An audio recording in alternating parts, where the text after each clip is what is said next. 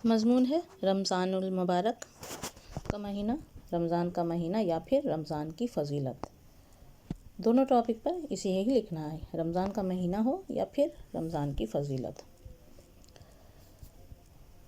اسلامی سن ہجری کے 12 مہینوں میں رمضان بھی ایک مہینہ ہے جو ہجری سن کا 9واں مہینہ ہے۔ رمضان کا پورا نام رمضان المبارک ہے۔ سال کے 12 مہینوں میں رمضان بہت ہی فضیلت والا مہینہ ہے۔ سب سے افضل مہینہ رمضان المبارک ہے۔ اسلامی شریعت میں 5 بنیادی فرائض میں سے ایک روزہ بھی ہے۔ اسلام میں جو 5 فرائض ہیں اس میں ایک روزہ اہم ہے، جس کو پورے رمضان کے مہینہ میں روزہ رکھنا فرض ہے۔ طلوع سحر سے لے کر مغرب کی اذان تک کھانے پینے اور مباشرت سے رک جانے کا نام روزہ ہے۔ دنیا کا ہر عاقل بالغ مسلمان مرد اور عورت پر روزہ رکھنا فرض ہے۔ پورے مہینہ روزہ رکھنے کی وجہ سے رمضان میں ایک روحانی کیفیت پیدا ہو جاتی ہے۔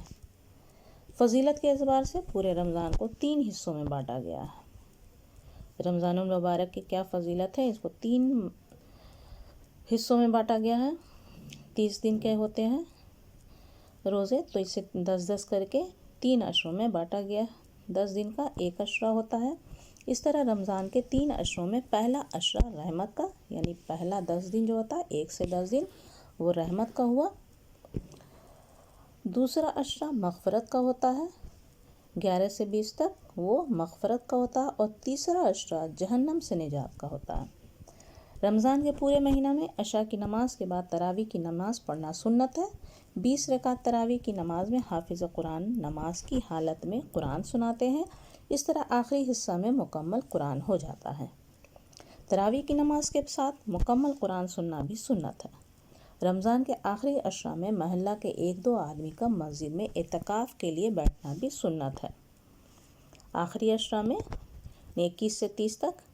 تیسرے عشرہ کی طاق راتوں میں جیسے 21، 23، 25، 27 اور 29، یہ جو تیسرا عشرہ ہے اسے ہم طاق رات کہتے ہیں۔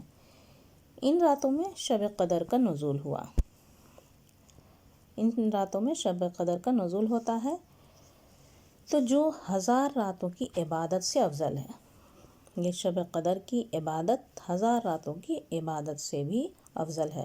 رمضان کے اسی شب قدر میں قرآن شریف کا نزول ہوا، اس لیے رمضان کے مہینہ کو غیر معمولی فضیلت حاصل ہے۔